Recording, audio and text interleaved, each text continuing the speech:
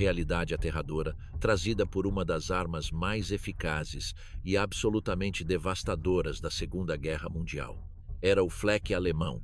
Desde o imponente canhão de 88 milímetros, que podia rasgar bombardeiros pesados até calibres menores, que transformavam aeronaves de baixa altitude em sucata. O Flak era mais do que uma simples ferramenta defensiva. Era uma arma psicológica que assombrava os pilotos aliados dia e noite. Neste vídeo, vamos mergulhar fundo na história do Flak alemão. Como evoluiu, como dominou os céus, as vozes reais de um jovem soldado alemão que operou um e por que se tornou uma lenda tão temida da guerra. O sol já queimava os campos ondulantes ao redor de Arras, quando os batedores de Rommel trouxeram notícias de tanques britânicos Matilda. Dezenas deles avançavam em direção à sua posição. Era 21 de maio de 1940, e a 7ª Divisão Panzer de Rommel tinha avançado com confiança pela França, contornando Arras pelo norte para cercar as forças aliadas. Mas agora, o que deveria ter sido um avanço imparável estava em perigo de ser desfeito. Rommel correu a pé, com a poeira a levantar-se ao redor das suas botas, perscrutando o horizonte através dos seus binóculos de campo. À distância, os Matilda continuavam a avançar, ignorando os impactos diretos dos canhões alemães PaK de 37 milímetros. Rommel observou projétil após projétil ricochetear nas suas espessas couraças de aço. Foi relatado que um Matilda já tinha sofrido mais de uma dúzia de impactos, mostrando apenas tinta lascada. Era uma emergência. A mente de Rommel acelerou. Os canhões antitanque eram inúteis ali. Ele ordenou que todos os canhões Flak de 88 milímetros disponíveis avançassem. Arrastando as peças a um ritmo frenético, os artilheiros suados lançaram-se em posição. Eram canhões antiaéreos por concepção, imponentes, pesados, mas tinham o alcance e a potência para perfurar blindagens pesadas se bem posicionados. Dirigindo pessoalmente as guarnições, Rommel corria de peça em peça, a sua voz rouca gritando coordenadas de tiro.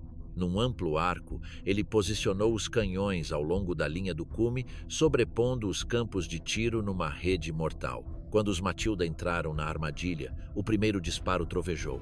O projétil rasgou o ar e atingiu o alvo com uma força devastadora. Grandes jatos de chamas irromperam das torres britânicas.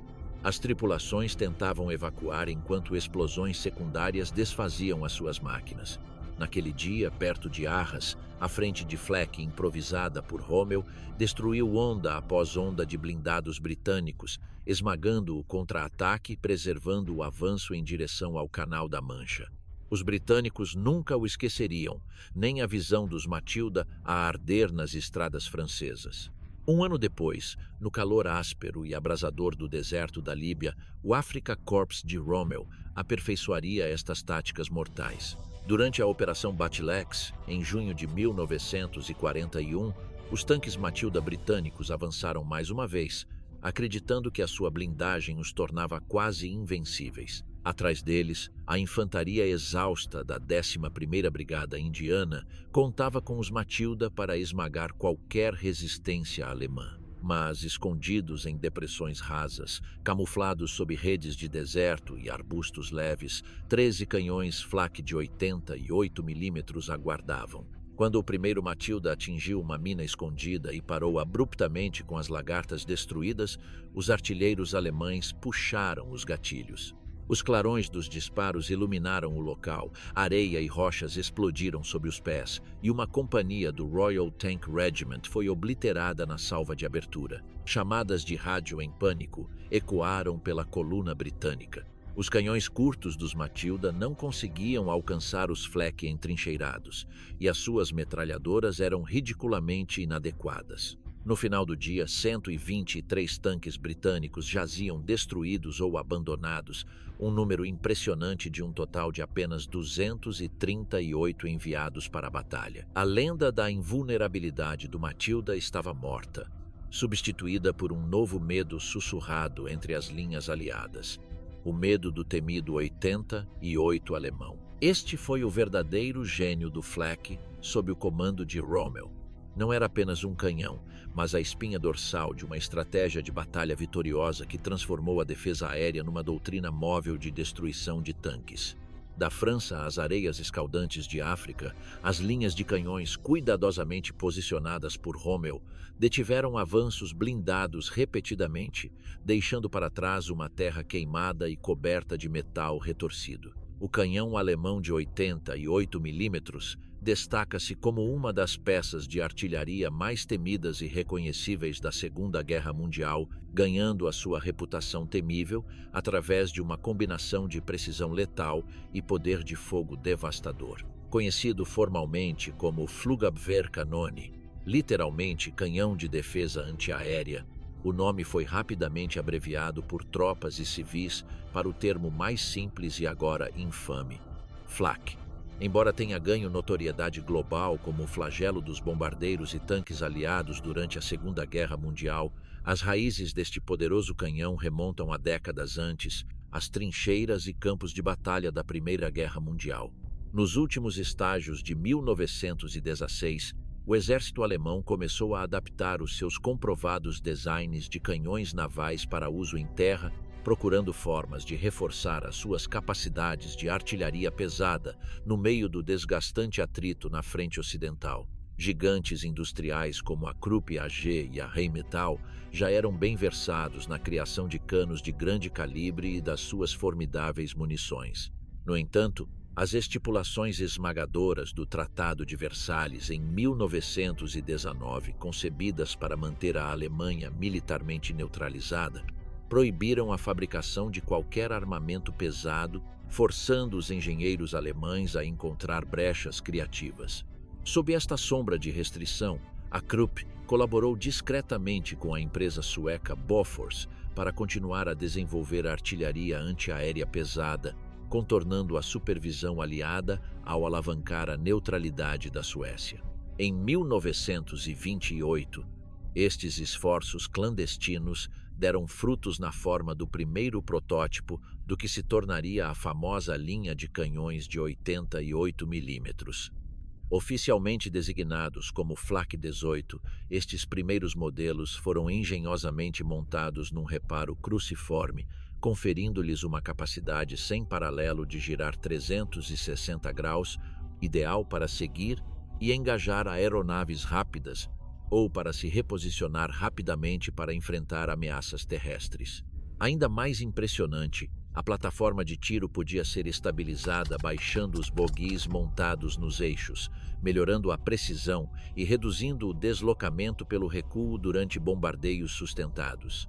O que realmente distinguia o Flak 18 de qualquer contemporâneo era o seu sofisticado mecanismo de culatra, que ejetava automaticamente os invólucros gastos e se rearmava para o próximo disparo, permitindo que uma guarnição habilidosa mantivesse uma extraordinária cadência de tiro de até 20 disparos por minuto. Este ritmo avassalador de fogo sustentado, juntamente com a sua alta velocidade de saída do projétil, deu-lhe uma vantagem letal não só contra aeronaves, mas também contra veículos blindados e posições fortificadas, uma dupla utilidade que mais tarde mudaria o curso de inúmeras batalhas terrestres. No entanto, esta cadência de tiro feroz tinha um custo. O cano original de uma só peça do Flak 18 tinha uma vida útil operacional relativamente curta, necessitando tipicamente de substituição após cerca de 900 disparos, uma tarefa frequentemente realizada no próprio campo de batalha sob condições tensas. Quando Adolf Hitler e os nacional-socialistas tomaram o poder em 1933, o programa de rearmamento clandestino da Alemanha transformou-se em produção aberta e massiva. As fábricas produziram um número crescente destes canhões, que em breve fariam a sua estreia em combate em solo estrangeiro. Durante a intervenção da Alemanha na Guerra Civil Espanhola no final da década de 30, o 88 provou rapidamente o seu valor. Num cenário de experimentação política e guerra por procuração, a Legião Condor alemã descobriu rapidamente que a velocidade excepcional e o grande tamanho do projétil do canhão o tornavam devastador não só contra aeronaves, mas também quando apontado horizontalmente contra tanques e bunkers, prenunciando a versatilidade mortal que demonstraria em campos de batalha muito maiores. Quando a Europa mergulhou no inferno do conflito global em 1939, o Flak 18 tinha evoluído ainda mais, integrado em baterias onde cada um dos 4 canhões estava ligado a um diretor central equipado com sofisticados instrumentos de telêmetro e pontaria. Esta configuração permitia que os canhões operassem em conjunto, desferindo cortinas de fogo sincronizadas e precisas que podiam dizimar formações de bombardeiros ou devastar colunas de blindados em avanço. A visão de 4 canhões de 88 milímetros a disparar de forma coordenada era tão inspiradora para as tropas alemãs quanto aterradora para os seus inimigos. Desta forma, o que começou como uma solução astuta para contornar tratados internacionais floresceu numa das armas de guerra mais icônicas e eficazes da Alemanha. Quer trovejasse em direção ao céu para derrubar bombardeiros aliados, quer disparasse na horizontal para rasgar tanques soviéticos na frente oriental, o canhão de 88 milímetros esculpiu um legado de terror que perdura na história militar até hoje. Operar um destes canhões de 88 milímetros era um exercício de coordenação intensa e trabalho de equipa disciplinado. O apontador do canhão tinha a responsabilidade crucial de manter o cano precisamente apontado para a zona-alvo designada, guiado por atualizações contínuas do controle de fogo central da bateria. Não era uma tarefa casual. Cada pequeno ajuste contava ao tentar prever a trajetória de um bombardeiro rápido a milhares de pés de altitude. Entretanto, o municiador trabalhava a um ritmo implacável, garantindo que novos projéteis fossem inseridos no instante em que a culatra estivesse pronta, com o canhão a disparar automaticamente assim que cada novo projétil era carregado. Este ciclo rápido de carregamento e disparo exigia um foco inabalável, pois até mesmo uma hesitação momentânea poderia desalinhar a barragem destinada a proteger as forças terrestres ou a cidade abaixo. As lições aprendidas durante o brutal campo de provas da Guerra Civil Espanhola logo inspiraram os engenheiros alemães a refinar ainda mais o seu design. Daí surgiu o Flak 36, uma versão melhorada que substituiu o cano original de uma peça por uma configuração mais inteligente de 2 peças. Esta mudança significava que, em vez de substituir todo o cano quando o estriamento interno se desgastava uma tarefa pesada e logisticamente exigente, apenas secções do revestimento precisavam ser trocadas, simplificando vastamente a manutenção e prolongando a vida operacional no campo de batalha. O reparo e o sistema de reboque que o acompanhavam também foram redesenhados para acelerar a montagem e desmontagem, dando à guarnição mais flexibilidade para se mover com a linha da frente ou para se reposicionar em novas posições defensivas. Seguiu-se o Flak 37, um modelo que não alterou significativamente a estrutura física do canhão, mas trouxe importantes melhorias tecnológicas. Miras e instrumentos de controle de fogo atualizados significavam que o apontador podia alinhar a sua mira ainda mais precisamente com os dados de pontaria fornecidos pelo diretor de comando, uma característica especialmente vital ao coordenar o fogo de múltiplos canhões para criar densas zonas de morte no céu. É de notar que todas estas 3 variantes do início da guerra, o Flak 18, 36 e 37, partilhavam o mesmo comprimento imponente de cano, medindo 56 calibres de comprimento. Em termos práticos, isto significava que o tubo era 56 vezes o diâmetro da sua boca de 88 milímetros, contribuindo para sua notável velocidade e trajetória plana. Um projétil padrão desta formidável arma era uma granada de alto explosivo de 17 libras, projetada para atingir altitudes elevadas antes de detonar numa nuvem de mais de 1.500 fragmentos afiados e mortais. Qualquer aeronave com o azar de passar a cerca de 200 jardas deste tornado de estilhaços aéreos arriscava-se a ser despedaçada no ar, com asas e fuselagem perfuradas ou arrancadas. Os alemães geralmente não tentavam obter impactos diretos em aeronaves individuais a partir do solo. um feito quase impossível dadas a velocidade e a altitude envolvidas. Em vez disso, a sua estratégia girava em torno do cálculo da trajetória de voo das formações inimigas, lançando depois projéteis para explodir em altitudes cuidadosamente previstas. Cada projétil explodia numa violenta flor de metal irregular, semeando eficazmente o céu com perigos letais. Quando um destes projéteis atingia diretamente, o resultado era catastrófico. A fina pele de alumínio dos bombardeiros e caças aliados simplesmente não conseguia resistir a um impacto tão brutal, terminando frequentemente numa espiral de chamas em direção à Terra. Visualmente, estas detonações pintavam manchas sinistras de fumo negro no céu, alertando os pilotos que se aproximavam das zonas mortais para onde estavam a voar. A visão destas nuvens escuras e suspensas rapidamente se tornou sinônimo de perigo. E não demorou muito para que as tripulações aéreas começassem a usar o termo FLAC, originalmente apenas uma abreviatura de Flieger-Aberkanone, como um rótulo geral para todo o fogo antiaéreo.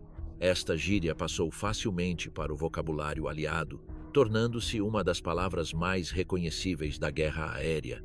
Em inúmeros campos de batalha, desde os desertos do norte de África até aos arredores de Berlim, o ladrar do 88 e as sinistras explosões de flak permaneceram um lembrete constante e aterrador do poder que estes canhões exerciam. As munições disparadas por estes formidáveis canhões de 88 milímetros vinham equipadas com dois tipos principais de espoletas, cada uma adaptada para maximizar o seu alcance mortal no céu. Alguns projéteis carregavam espoletas barométricas projetadas para acionar uma explosão assim que atingissem uma altitude pré-definida, ideal para criar zonas letais onde as formações de bombardeiros normalmente operavam. Outros dependiam de espoletas de tempo precisamente calibradas, ajustadas para detonar após um número calculado de segundos em voo, garantindo uma barragem densa que podia saturar os corredores aéreos inimigos. Independentemente do mecanismo que as acionava, o resultado era invariavelmente sombrio. Milhares de estilhaços de aço afiados como navalhas explodiam para fora com tal violência que podiam atravessar sem esforço a pele de metal e os ossos. Não era incomum que estes fragmentos decapitassem ou desmembrassem tripulações aéreas instantaneamente. Mesmo aqueles com a sorte de evitar um impacto direto enfrentavam frequentemente danos catastróficos nas superfícies de controlo, linhas de combustível ou motores, transformando as suas aeronaves em destroços indefesos em espiral.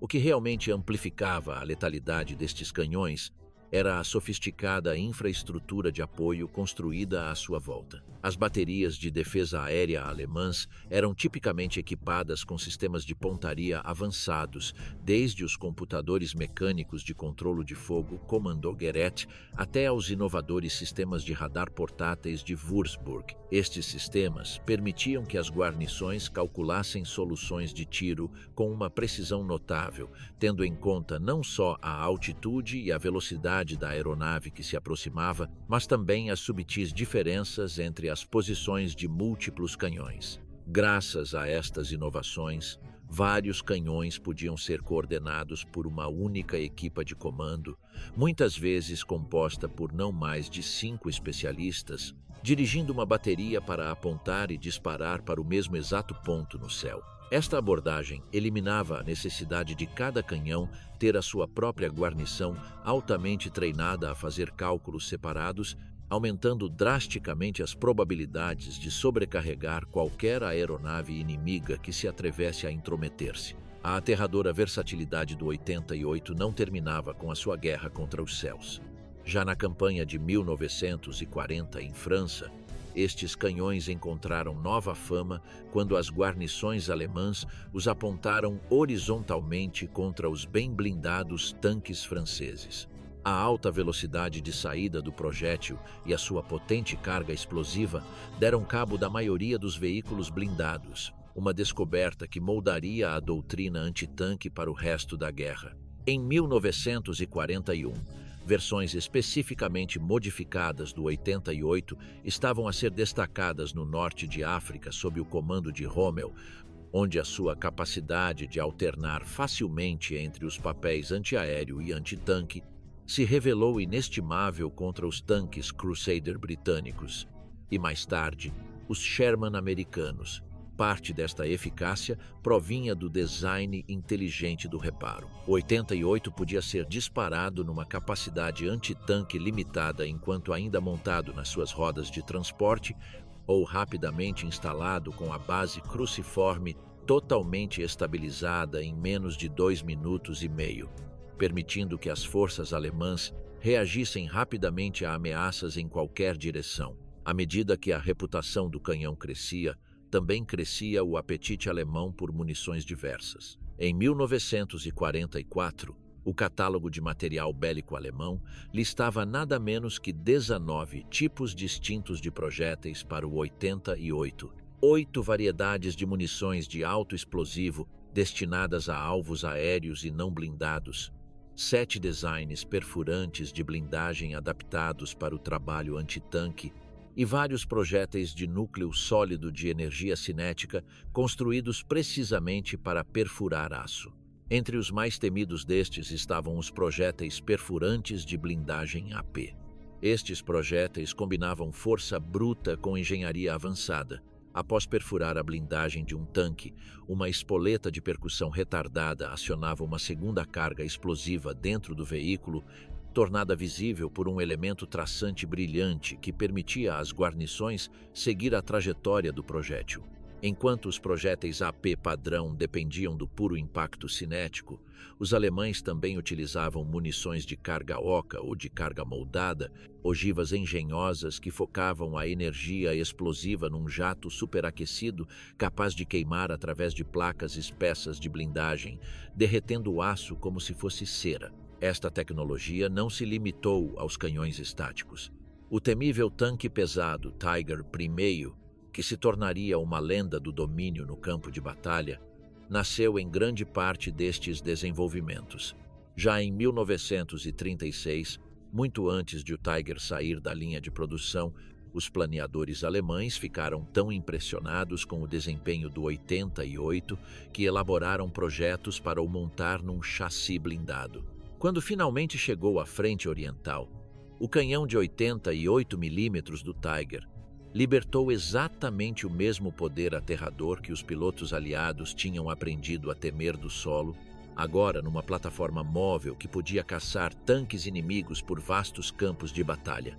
No final, quer apontado para o céu para despedaçar formações de bombardeiros, quer nivelado contra blindados em avanço, o 88 alemão foi uma arma que remodelou táticas, aterrorizou oponentes e gravou o seu lugar como um dos canhões mais mortais e adaptáveis de toda a Segunda Guerra Mundial. Embora o canhão de 88 mm montado no poderoso tanque Tiger I partilhasse as mesmas capacidades balísticas do seu primo antiaéreo, era uma arma distintamente especializada por direito próprio. Oficialmente designado como KWK-36, este canhão de tanque apresentava um cano de peça única, envolto numa camisa mais leve, um design otimizado para uso em torre, sem comprometer a sua velocidade e precisão mortais. Ao contrário das variantes antiaéreas, que normalmente dependiam de uma culatra de deslizamento horizontal, o canhão do Tiger empregava um bloco de culatra de deslizamento vertical,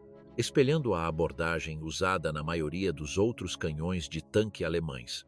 Isto foi combinado com um sistema único de absorção de recuo que incluía um freio de boca de defletor duplo, engenhosamente projetado para reduzir a força punitiva para trás que, de outra forma, sobrecarregaria a pesada torre e o chassi do tanque. Até o sistema de gatilho refletia uma adaptação cuidadosa ao combate blindado. Em vez de estar posicionado diretamente no bloco da culatra, o mecanismo de disparo foi transferido para o volante do artilheiro na altura dos ombros, tornando mais rápido e fácil engajar alvos enquanto os seguia através da mira. A própria torre do Tiger era uma fortaleza de aço, espessamente blindada por todos os lados, adicionando um peso considerável a uma máquina já formidável e contribuindo para a reputação do tanque de ser tão pesado quanto poderoso. Quanto à munição, permaneceu virtualmente idêntica aos projéteis disparados pelos canhões antiaéreos terrestres Flak 18, 36 e 37. A única grande diferença era o uso de espoletas elétricas, que exigiam uma modesta bateria de 12 volts, semelhante à que se poderia encontrar num automóvel padrão para inflamar a carga propulsora. Dentro do tanque, os projetistas tentaram equilibrar o poder de fogo com a praticidade. A capacidade oficial era de 92 projéteis, arrumados metodicamente em suportes ao redor e sob a torre. No entanto, tripulações inventivas frequentemente encontravam maneiras de espremer projéteis extras onde quer que houvesse espaço, cientes de que cada disparo adicional poderia significar a diferença entre a sobrevivência e a destruição. Em combate, os resultados foram devastadores. O 88 do Tiger era tão preciso e possuía um poder tão tremendo que frequentemente conseguia abates com um único disparo, transformando os confrontos contra tanques aliados em assuntos breves e brutais. A vantagem psicológica que isto conferia era imensa. As tripulações aliadas muitas vezes temiam a possibilidade de encontrar um Tiger à espreita para além do alcance de retaliação eficaz, esperando pacientemente para os eliminar. Paralelamente ao uso no Tiger, os engenheiros alemães desenvolveram uma evolução puramente antitanque do 88. O formidável PaK-43, entrando em produção na segunda metade de 1943, rapidamente ganhou reconhecimento entre amigos e inimigos como talvez o mais eficaz destruidor de tanques de toda a guerra. Ao contrário de seu predecessor antiaéreo adaptado para fogo terrestre, o PaK-43 foi construído de propósito para destruir veículos blindados. Ostentava um robusto cano de 2 partes que simplificava a substituição e uma culatra semiautomática que acelerava o ciclo de carregamento, permitindo que as guarnições mantivessem uma cadência de tiro avassaladora mesmo em combates intensos. Montado num reparo que oferecia uma rotação circular completa, o PaK-43 podia facilmente girar para enfrentar ameaças de qualquer direção, uma vantagem crucial em campos de batalha caóticos, onde o perigo raramente se aproximava em linha reta. Os seus projéteis de alta velocidade podiam perfurar a blindagem frontal de praticamente qualquer tanque aliado, mesmo a distâncias consideráveis. Enquanto isso, o próprio canhão era protegido por um escudo distintivo de blindagem acentuadamente inclinada, projetado para desviar o fogo inimigo e aumentar a capacidade de sobrevivência de sua guarnição. E esta não era apenas uma arma de emboscada de curto alcance. Com um alcance efetivo máximo que se estendia por mais de 15 mil metros, mais de 9 milhas, o PaK-43 também podia servir num papel de artilharia geral, fornecendo fogo de supressão ou destrutivo contra concentrações inimigas muito além do contato visual direto. Esta notável combinação de flexibilidade tática e puro poder de penetração garantiu o legado duradouro do 88, cimentando a sua reputação como um dos sistemas de armas mais temidos e respeitados da Segunda Guerra Mundial. O formidável canhão PaK-43 de 88 mm não permaneceu confinado a reparos rebocados ou a posições de campo por muito tempo. Reconhecendo o seu extraordinário potencial, os projetistas alemães adaptaram-no rapidamente para a instalação em veículos de combate blindados. Entre as suas plataformas mais notórias estava o tanque pesado Tiger II, muitas vezes chamado de King Tiger. Um colosso de aço projetado para transportar uma carga igual de 40 projéteis de alto explosivo e 40 projéteis perfurantes. Esta máquina monstruosa entrou em cena na Frente Oriental no início de 1944, confrontando as forças soviéticas com uma arma cujo puro poder de penetração e precisão a longa distância eram virtualmente inigualáveis. Além do Tiger II, o PaK-43 encontrou o seu caminho numa vasta gama de chassis autopropulsados, transformando-os em temíveis sistemas móveis antitanque e destruidores de bunkers. Um exemplo notável foi o Nashorn, ou rinoceronte, um veículo relativamente pouco blindado, mas rápido, projetado para perseguir tanques inimigos a longas distâncias, aproveitando o alcance do PaC-43 para atacar antes que a maioria dos adversários pudesse reagir. Ainda mais infame foi o Ferdinand, um pesado destruidor de tanques apressado para o serviço a tempo para o confronto titânico em Kursk, no verão de 1943. Aproximadamente 89 destes gigantes formidáveis foram lançados na batalha onde, apesar de problemas significativos de dentição com a sua fiabilidade mecânica e falta de metralhadoras defensivas, eles teriam destruído até 200 tanques soviéticos. Aqueles que sobreviveram à sangrenta provação em Kursk foram posteriormente completamente atualizados com melhorias como uma metralhadora montada na proa e miras melhoradas, emergindo com um novo nome, Elephant, e uma reputação de poder de fogo bruto que poucas tripulações de tanques aliados invejavam. O casamento letal do PaC-43 com cascos blindados não terminou aí. Os engenheiros também o montaram no chassi do Panzer Panther, produzindo o elegante e mortal Jagd Panther. Este predador de 46 toneladas, transportando 60 projéteis, combinava alta mobilidade capaz de atingir quase 50 km por hora em estrada com o poder devastador do 88. Embora menos de 425 tenham sido concluídos, estes destruidores de tanques viram ação em praticamente todas as frentes. Desde as sebes da Normandia até as florestas nevadas das Ardenas, até mesmo as experientes tripulações de tanques aliados consideravam o Jagd Panther com um respeito cauteloso, sabendo que o seu primeiro disparo muitas vezes decidia o combate. Curiosamente, a Alemanha não estava sozinha no uso de canhões antiaéreos de grande calibre que também funcionavam, pelo menos em teoria, como destruidores de tanques. Tanto a Grã-Bretanha como os Estados Unidos desenvolveram contrapartes impressionantes. O canhão britânico de 94 milímetros e o americano de 90 milímetros.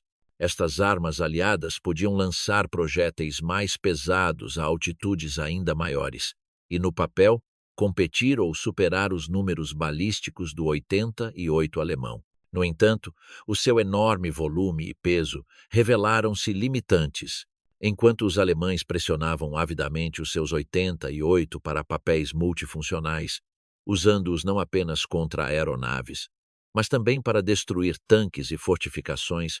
Os aliados tendiam a manter os seus grandes canhões amarrados aos seus deveres antiaéreos originais.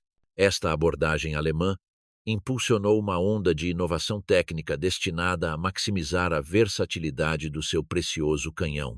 Desenvolvimentos como calcadores assistidos por motor aceleráramos ciclos de carregamento, enquanto sofisticados dispositivos de ajuste de espoletas permitiam que as guarnições adaptassem os projéteis precisamente para explosão no ar ou por impacto, melhorando a letalidade contra aeronaves e alvos terrestres. Sistemas aprimorados de manuseio de munições significavam que o canhão podia manter cadências de tiro punitivas sem que a fadiga da guarnição abrandasse as operações. Juntos, estes refinamentos transformaram o 88 em mais do que apenas uma arma. Tornou-se uma ferramenta flexível e profundamente integrada da guerra de armas combinadas alemã, igualmente adepta a varrer bombardeiros do céu, a destruir tanques a mais de 1 milha de distância ou a pulverizar pontos fortes teimosos que bloqueavam o avanço da Wehrmacht. Em todos os teatros onde apareceu,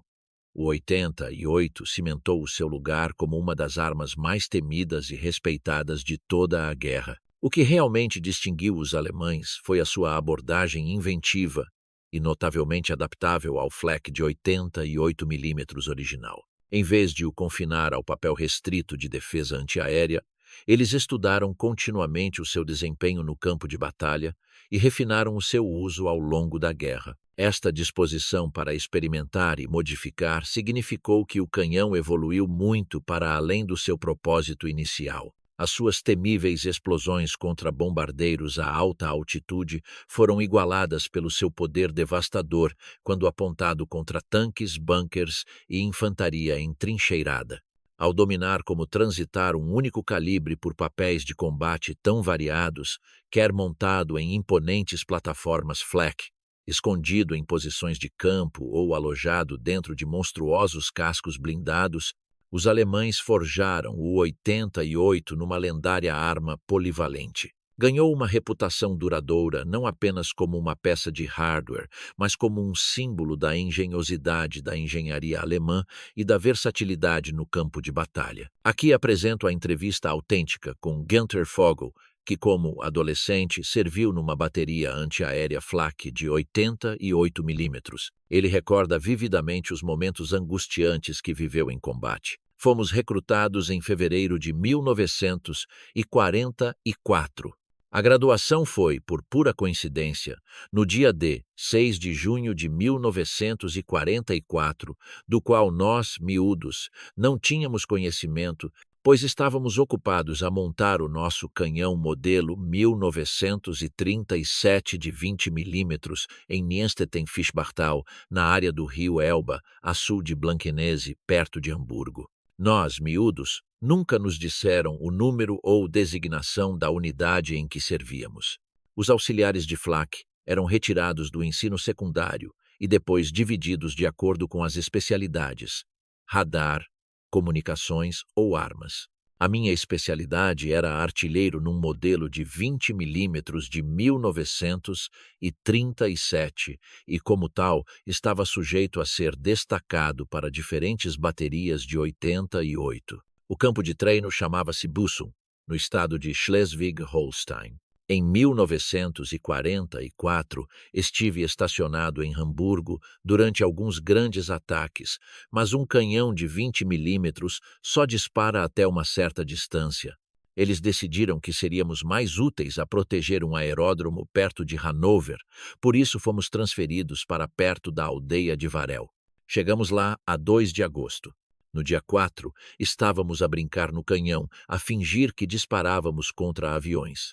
Tínhamos todos aqueles aviões de treino, Focke-Wulfs alemães. Mirávamos os aviões de treino enquanto eles aterravam, como se fossem alvos, gritando tac-tac, imitando o som de um canhão a disparar. Éramos 5. Eu estava sentado na cadeira do canhão a fazer essa brincadeira de disparar contra aviões fantasma quando de repente houve fogo de canhão e uma explosão. Foi apenas 1,5 segundos, e o meu amigo ajudou-me a virar o canhão.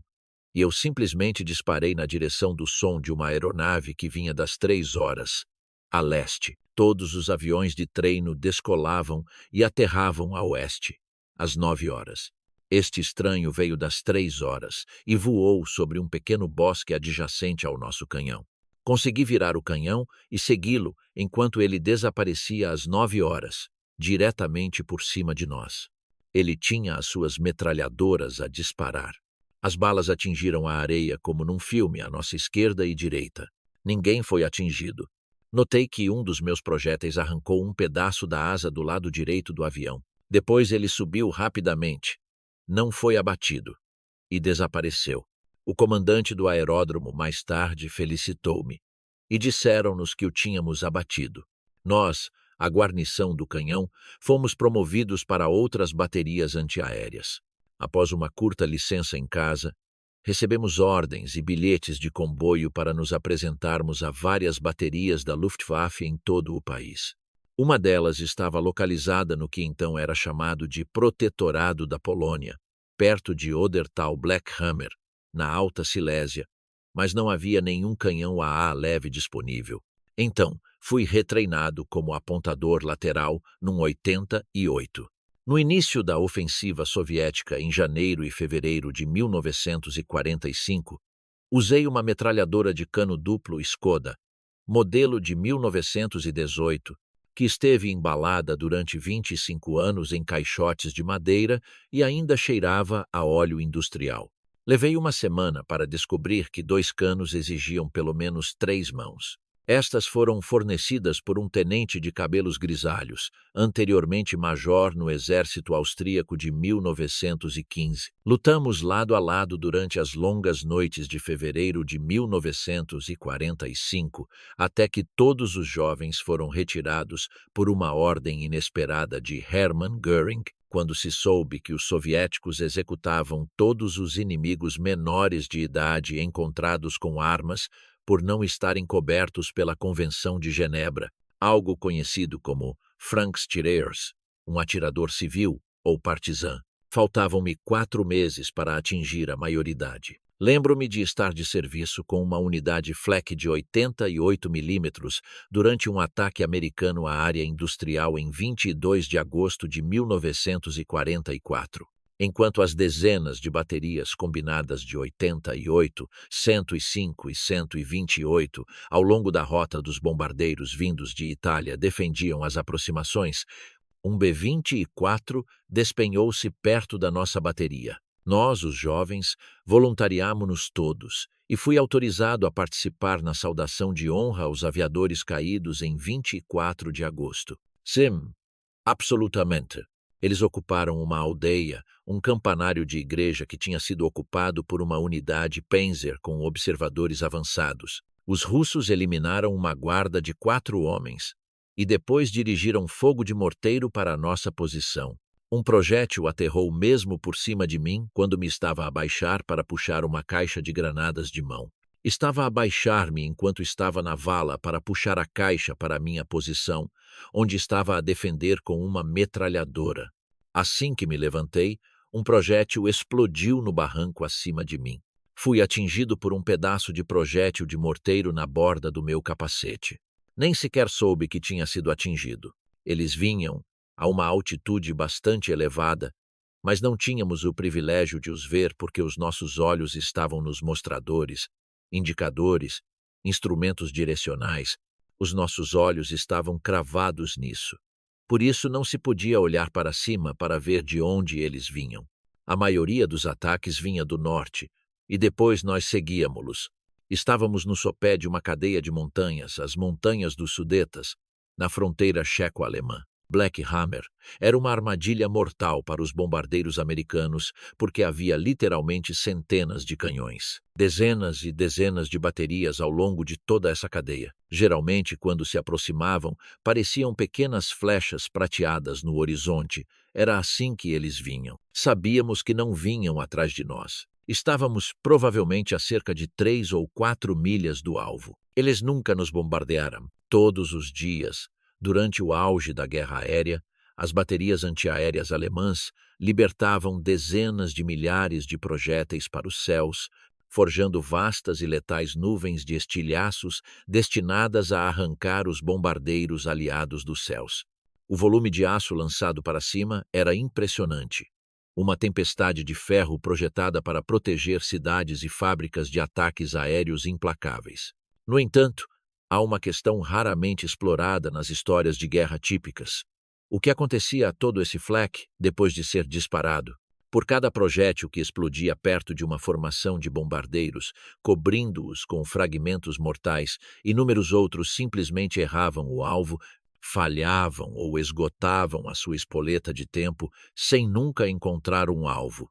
Então, onde acabavam estes projéteis de aço de alta velocidade? Que tipo de caos causavam quando a gravidade os puxava de volta à Terra?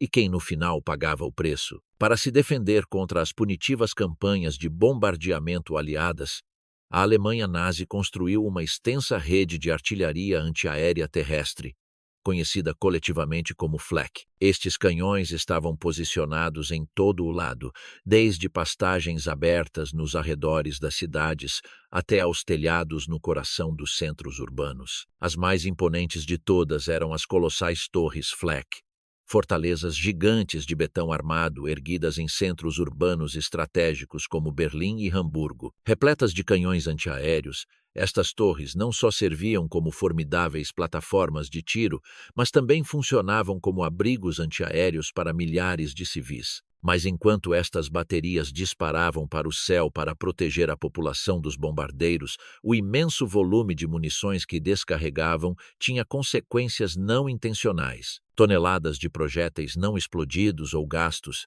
estilhaços irregulares e fragmentos de aço retorcido, inevitavelmente choviam de volta, aterrando muitas vezes nas mesmas ruas e bairros que deveriam defender. O solo sob a batalha nos céus tornou-se a sua própria linha da frente perigosa, coberto de detritos letais que ceifavam vidas, danificavam casas e semeavam o medo entre os cidadãos comuns. Em cidades como Viena, Berlim e Hamburgo, enormes torres Flak dominavam os bairros, fortalezas de betão repletas de pesados canhões antiaéreos. Cada uma destas torres estava equipada com baterias capazes de lançar dezenas de projéteis de alto explosivo para o céu a cada minuto. Antes da era do jato transformar o combate aéreo com interceptores ultra-rápidos, estes canhões terrestres representavam o principal escudo da Alemanha contra os bombardeiros aliados, sendo a última barreira heróica entre as frotas aéreas inimigas e as cidades abaixo. Mas o Flak era mais do que um perigo físico. Era uma arma de medo. As tripulações dos bombardeiros aliados muitas vezes avistavam as sinistras explosões negras de projéteis muito antes de chegarem aos seus alvos. Nuvens escuras e irregulares de fumo pairavam ameaçadoramente no ar. Estes marcadores sinistros eram um aviso claro de que tinham entrado em céus hostis, onde artilheiros atentos já seguiam as suas formações. O coração desta formidável rede de defesa aérea residia em armas como o famoso Flak 36 de 88 mm e o ainda mais avançado Flak 41.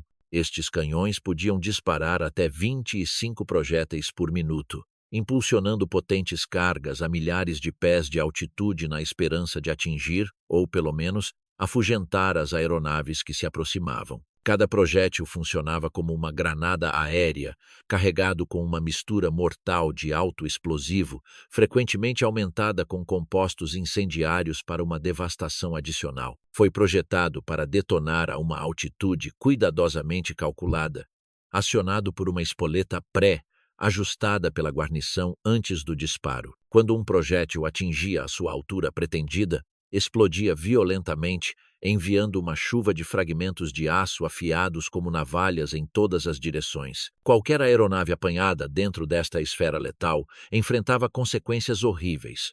Superfícies de controlo desfeitas, linhas de combustível rompidas, ou pior, tripulantes abatidos por estilhaços em redemoinho. Importante, estes canhões antiaéreos não foram projetados para atingir com precisão bombardeiros em alta velocidade.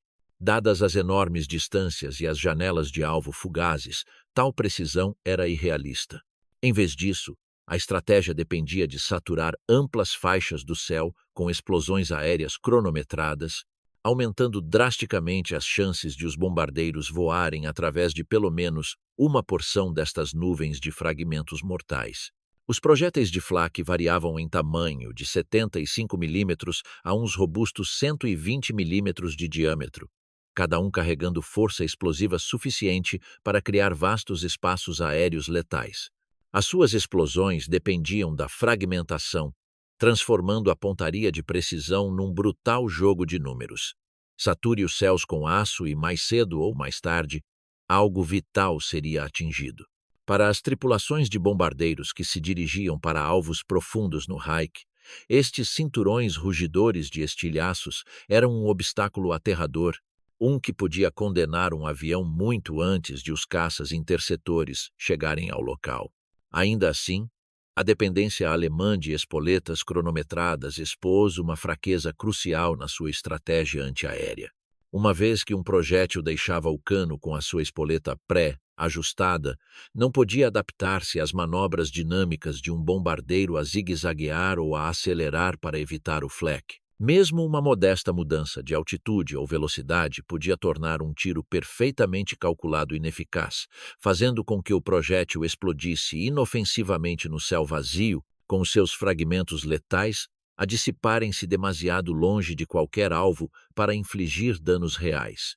No entanto, apesar desta falha, uma bateria destes canhões muitas vezes superava tal limitação através do puro volume. Ao encher setores inteiros do espaço aéreo com explosões sobrepostas, eles criavam corredores mortais que qualquer formação de bombardeiros tinha de penetrar, tornando cada incursão em espaço aéreo hostil uma aposta perigosa. Por esta razão, o flak rapidamente se tornou um dos maiores pesadelos que assombravam as tripulações aéreas aliadas. Veteranos da 8ª Força Aérea ou do Comando de Bombardeiros da RAF muitas vezes descreviam o flak como mais aterrador do que os caças inimigos.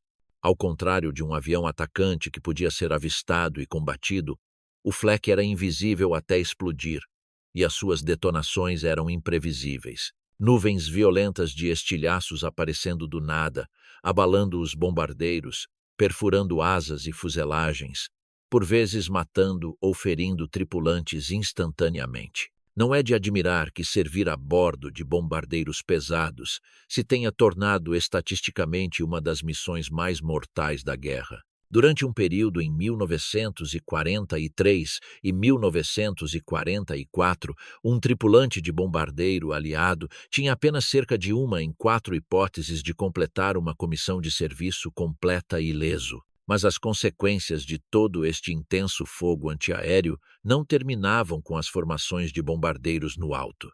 Cada projétil disparado para o céu acabava por voltar a cair. Isto significava que por cada projétil que encontrava o seu alvo, ou pelo menos explodia perto o suficiente para cobrir um bombardeiro com fragmentos, dezenas de outros ou detonavam demasiado cedo, demasiado tarde ou de todo. Uma vez que estes projéteis completavam o seu trabalho letal no alto, os restos fragmentos, invólucros intactos e por vezes até projéteis inteiros não explodidos eram puxados pela gravidade de volta à Terra. A ironia era gritante. As cidades alemãs sob forte proteção de defesa aérea não eram apenas ameaçadas por bombas inimigas, mas também pelas mesmas armas destinadas a protegê-las. Após um ataque, ruas, pátios e telhados ficavam frequentemente cobertos de pedaços irregulares de estilhaços e fragmentos de aço amolgados, uma evidência sombria da tempestade de fogo que tinha passado por cima. Em alguns bairros, as crianças aventuravam-se para fora após um alarme para recolher peças de flak como lembranças macabras, comparando quem tinha encontrado o fragmento maior ou mais retorcido. Embora a maioria dos fragmentos de flak fosse relativamente pequena e no momento em que completavam a sua longa queda, muitas vezes carecessem de massa ou velocidade para causar destruição generalizada, não eram de forma alguma inofensivos. Peças maiores retinham velocidade suficiente para perfurar telhados de telha, estilhaçar janelas e, ocasionalmente, ferir ou até matar peões incautos apanhados ao ar livre. De facto, este risco era tão reconhecido que os manuais de defesa civil na Alemanha aconselhavam especificamente os cidadãos não só a procurar abrigo das bombas aliadas, mas também a permanecerem protegidos até bem depois de os bombardeiros terem partido para evitar ferimentos de detritos descendentes. Existem casos documentados de Berlim, Hamburgo e Viena, onde pessoas foram atingidas por fragmentos de flak que regressavam muito depois de as sirenes de ataque aéreo terem silenciado. Em Hamburgo, durante os bombardeios de 1943, particularmente em torno da Operação Gomorra, os registros dos hospitais locais incluem casos de civis trazidos com ferimentos na cabeça ou lacerações de detritos antiaéreos em queda. Relatos semelhantes existem dos distritos centrais de Viena, onde as torres flak estacionadas em zonas densamente povoadas criavam tantos perigos locais do seu fogo protetor como dos próprios ataques. Assim, enquanto os bombardeiros aliados enfrentavam o terror nos céus das nuvens de flak à espera para desfazer as suas formações, os civis alemães embaixo lidavam com as suas próprias sombrias consequências, ruas a brilhar com fragmentos afiados e retorcidos, edifícios por vezes marcados por impactos, e o conhecimento constante de que cada esforço para os proteger vinha com o seu próprio perigo oculto. Era uma realidade sóbria da guerra total, onde o próprio ato de defesa podia tornar-se, de formas menores e assombrosas, outra ameaça. Capacetes de aço e betão espesso não eram apenas precauções contra bombas em queda. Eram também salvaguardas cruciais contra os próprios projéteis de flak disparados para os proteger. Números concretos são frustrantemente evasivos. Os registros oficiais alemães do tempo de guerra quase nunca destacavam as baixas civis ou os danos materiais causados especificamente por detritos antiaéreos em queda. No entanto, anedotas dispersas, relatórios locais e o ocasional registro hospitalar sombrio revelam que o risco estava longe de ser negligenciável. Mesmo quando os canhões antiaéreos funcionavam exatamente como pretendido, detonando projéteis no céu para desfazer os bombardeiros inimigos, ainda cobriam vastas áreas de paisagens urbanas com estilhaços de metal em brasa. Para qualquer pessoa apanhada no exterior, este aço em queda representava um perigo real e por vezes fatal. Abrigos reforçados, bunkers e capacetes mitigavam a ameaça, mas nada a podia eliminar completamente. Uma imagem mais clara surge de um exemplo improvável, mas revelador fora da Alemanha. O ataque japonês a Pearl Harbor em dezembro de 1941. Durante aquela manhã infame, artilheiros americanos desesperados desencadearam fogo antiaéreo contra as ondas de aviões japoneses. Projéteis explodiram sobre e ao redor do porto, enchendo o ar com fragmentos letais. Apenas uma bomba japonesa é conhecida por ter aterrado na cidade civil de Honolulu. No entanto, quando o fumo se dissipou, 68 civis estavam mortos e outros 35 feridos. Uma investigação de 1943, pelo Conselho de Pearl Harbor do Exército, determinou mais tarde que 48 dessas mortes de civis foram provavelmente causadas não por munições japonesas, mas pelo próprio fogo defensivo da América. Muitos fragmentos de projéteis encontrados embutidos em casas e corpos tinham marcas inconfundíveis de fabrico da Marinha dos EUA, um testemunho sóbrio de quão rapidamente mesmo defesas bem-intencionadas podiam infligir tragédias não intencionais. Além disso, não eram apenas estilhaços. Projéteis de flak não explodidos eram uma ameaça persistente. Muitos destes projéteis pesados não detonavam em altitude devido a espoletas defeituosas ou a mudanças abruptas na altura do alvo. Quando mergulhavam de volta à terra, muitas vezes explodiam ao impactar com ruas, pátios ou telhados. Embora um projétil de flak não tivesse o poder destrutivo de uma bomba aérea de alta capacidade, ainda podia estilhaçar janelas, rasgar fachadas, colapsar pequenas estruturas ou matar qualquer pessoa nas proximidades. As brigadas de bombeiros de Berlim e Hamburgo, durante períodos intensos de combate aéreo, relatavam por vezes serem enviadas para locais não atingidos por bombas aliadas, mas por projéteis antiaéreos em queda, incidentes inteiros causados unicamente pelo esforço desesperado para proteger os céus da cidade. E o perigo do flak não se limitava aos céus. No solo, estes mesmos projéteis antiaéreos, especialmente os omnipresentes calibres de 88 e 105 milímetros, muitas vezes traziam destruição e morte súbitas a curta distância. Ainda hoje, mais de 80 anos depois de os canhões se terem calado, os seus remanescentes continuam a ser desenterrados por toda a Alemanha. Ao lado das mais infames bombas não deflagradas lançadas pelas forças aéreas aliadas, projéteis de flak não explodidos ainda se escondem sob campos, jardins e ruas da cidade, lembranças sombrias de que nem todas as ameaças da guerra vieram de aviões inimigos no céu. Alguns dos registros mais reveladores sobre o verdadeiro impacto local do flak vêm de Berlim. Durante a guerra, o Gabinete de Proteção Aérea da cidade compilava meticulosamente relatórios pós-ação após cada ataque aéreo.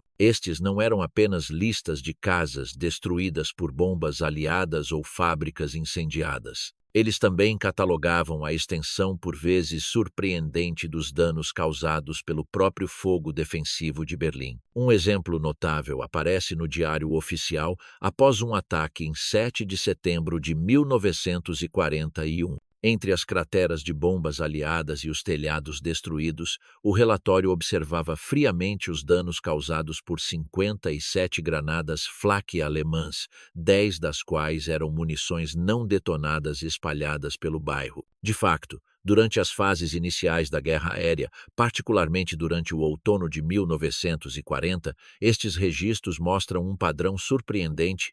Mais destruição física em Berlim foi causada por projéteis de Flak desviados ou defeituosos do que pelas próprias bombas aliadas. Durante o primeiro ataque aéreo a Berlim, em 26 de agosto de 1940, por exemplo, o punhado de bombas britânicas lançadas causou apenas danos estruturais menores.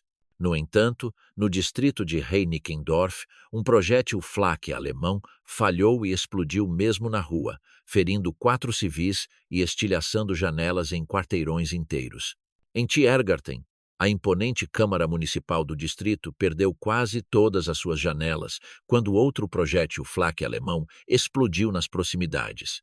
Enquanto isso, em Wedding, um distrito operário já a preparar-se para a guerra, estilhaços de Flak feriram 7 civis, um deles tão gravemente que não se esperava que sobrevivesse. O padrão continuou. A 7 de setembro daquele ano, os registros do distrito de Zellendorf notaram que o único dano significativo não veio de bombas aliadas, mas de um único projétil Flak que se despenhou numa casa na Herwartstrasse. Em Prenzlauer Berg, um projétil antiaéreo não explodido perfurou o telhado de um prédio de apartamentos na Dunkerstrasse, 84, alojando-se ameaçadoramente no sótão. As autoridades apressaram-se a evacuar a família que lá vivia, temendo que o projétil pudesse detonar a qualquer momento, e Berlim não era a única. Relatos locais semelhantes aparecem em arquivos de guerra de Hamburgo, Bremen, Viena e dezenas de cidades alemãs mais pequenas,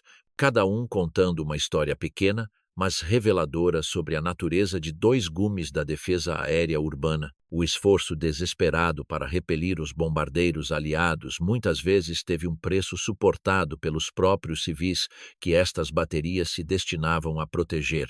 O perigo de munições não explodidas e estilhaços afiados como navalhas é frequentemente mencionado de passagem em relatos do pós-guerra, mas estatísticas fiáveis sobre baixas civis, especialmente entre crianças, permanecem evasivas.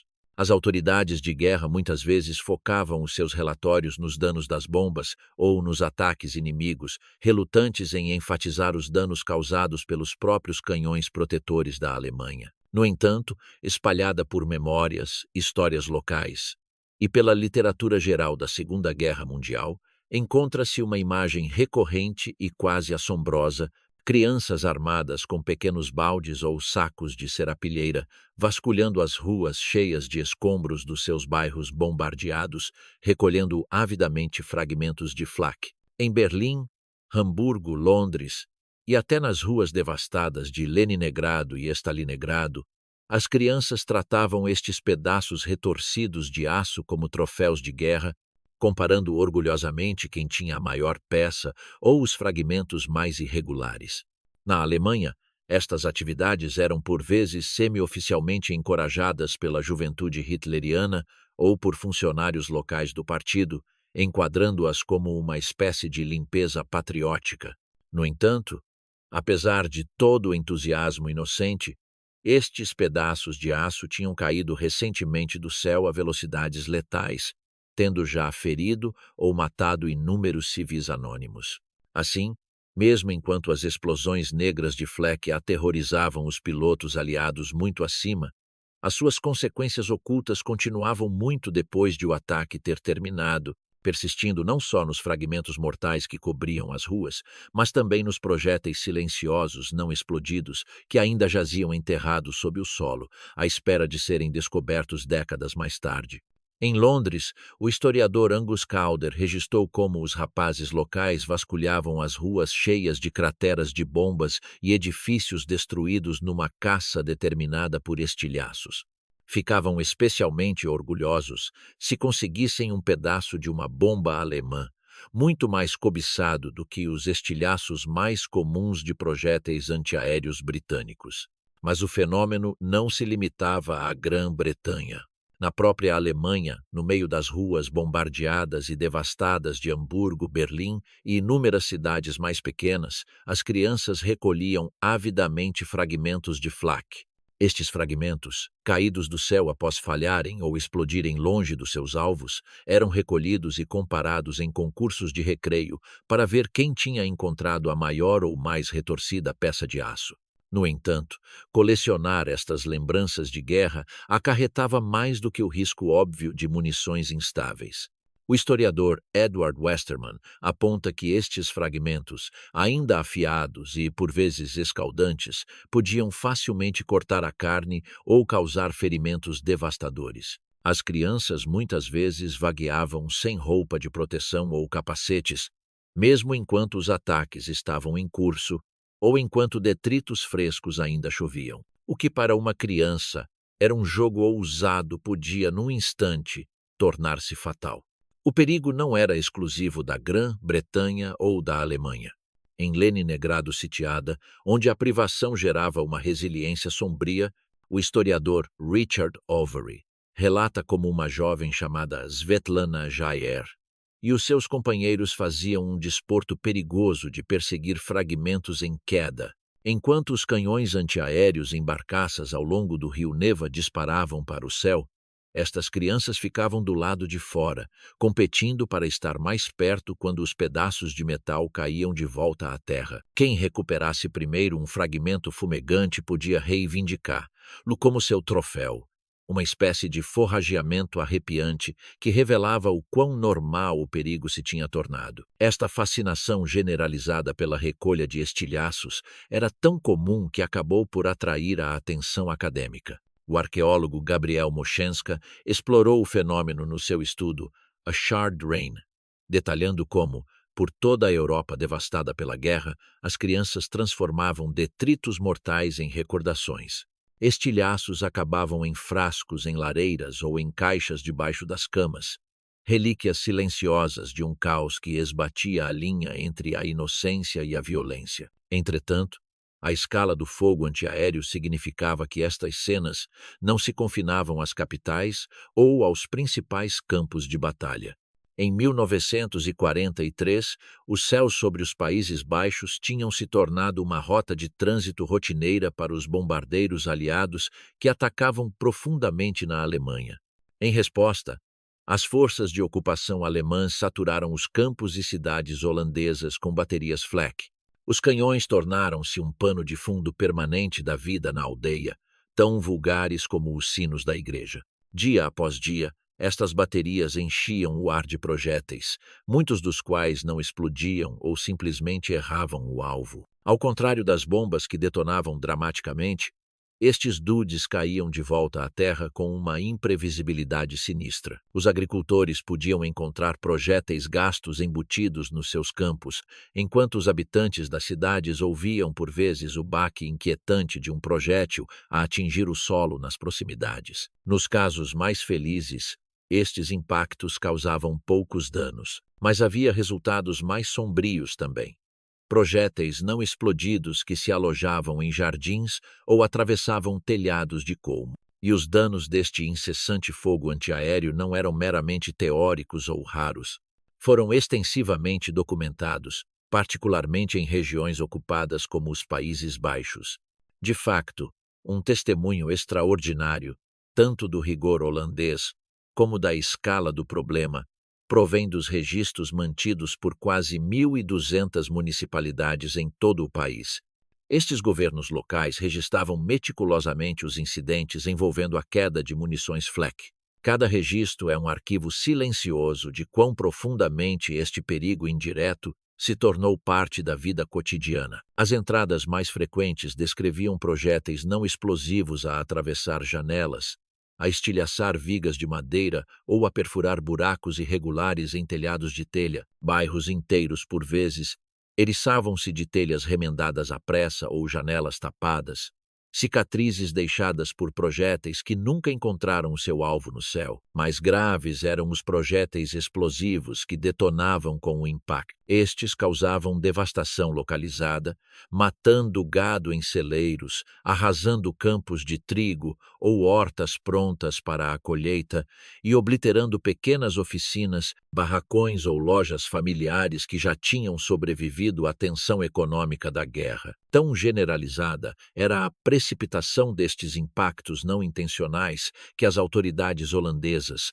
sob as realidades da ocupação, trabalharam com a maquinaria administrativa alemã para criar um fundo nacional dedicado a compensar os lesados. Cada reclamação passava por um rigoroso processo de verificação. Os funcionários não só verificavam a extensão dos danos, mas também tentavam confirmar a causa exata, conduzindo investigações cuidadosas para distinguir entre danos de bombardeamentos aliados e destruição de projéteis antiaéreos alemães. Eles também inspecionavam as propriedades em busca de perigos latentes, detritos adicionais ou, pior, munições não explodidas que ainda pudessem estar escondidas em sótãos, jardins ou sob o chão dos celeiros, à espera de causar uma tragédia mais tarde. Uma vez que estes locais eram considerados seguros, os restos dos próprios projéteis eram muitas vezes recolhidos por representantes da administração econômica alemã. Nada na guerra era desperdiçado. Mesmo invólucros, partidos ou fragmentos retorcidos eram por vezes derretidos e reintroduzidos na vasta maquinaria da economia de guerra alemã, transformados de destroços acidentais em matéria-prima para ainda mais armas. Era um estranho paradoxo onde peças de destruição eram recolhidas como uma colheita e reaproveitadas, a sua história violenta ignorada no cálculo desesperado da guerra total. Dos telhados esburacados de Berlim às vastas extensões verdes das terras agrícolas holandesas, a marca do Flak estendeu-se muito para além do seu confronto pretendido com aeronaves inimigas. Deixou para trás vidros partidos em cozinhas, paredes marcadas ao longo de ruas tranquilas, e um medo não dito de que, mesmo quando os bombardeiros tinham passado, o perigo ainda podia vir a assobiar do céu. Ceifou as vidas de agricultores a cuidar dos campos, atingiu crianças que se aventuraram demasiado cedo em busca de troféus metálicos e forçou nações inteiras a manter registros de danos e ferimentos, estranhos memoriais burocráticos ao custo não intencional da defesa. E assim, quando os canhões finalmente silenciaram em 1945, o legado do Flak alemão estava longe de desaparecer. De muitas maneiras, estava apenas a começar. A guerra provara, para além de qualquer dúvida, a eficácia devastadora do poder de fogo antiaéreo concentrado, e os militares de todo o mundo tomaram nota. Engenheiros e estrategas debruçaram-se sobre os projetos alemães capturados, especialmente o temível canhão de 88 milímetros, que tinha desfeito inúmeros bombardeiros e parado avanços de tanques nas suas trilhas. Estas armas inspiraram diretamente os desenvolvimentos do pós-guerra, desde as baterias antiaéreas pesadas soviéticas e da NATO até aos melhoramentos em canhões de tanques que emprestaram padrões de estriamento, sistemas de recuo e tecnologia de mira aperfeiçoados pela primeira vez nas fábricas de Flak alemãs. Mas não era apenas hardware. Toda a doutrina da defesa aérea em camadas com múltiplos calibres, rápido reposicionamento, coordenação por radar e até técnicas de camuflagem, enraizou-se globalmente, tudo nascido em parte das lições que os aliados aprenderam da maneira mais difícil sobre a Europa. Os modernos sistemas antiaéreos autopropulsados, as defesas guiadas por mísseis e até os sistemas de armas de proximidade em navios devem algo à eficácia arrepiante dos cinturões de Flak da Segunda Guerra Mundial. Hoje, historiadores militares e entusiastas continuam a estudar estes formidáveis canhões, chamando-os frequentemente da arma mais infame e sangrenta da Segunda Guerra Mundial. E com razão. Eles representaram a tempestade perfeita de poder industrial, brilhantismo de engenharia e necessidade implacável da guerra. O Flak tornou-se um símbolo da guerra total, onde nem mesmo os céus ofereciam refúgio.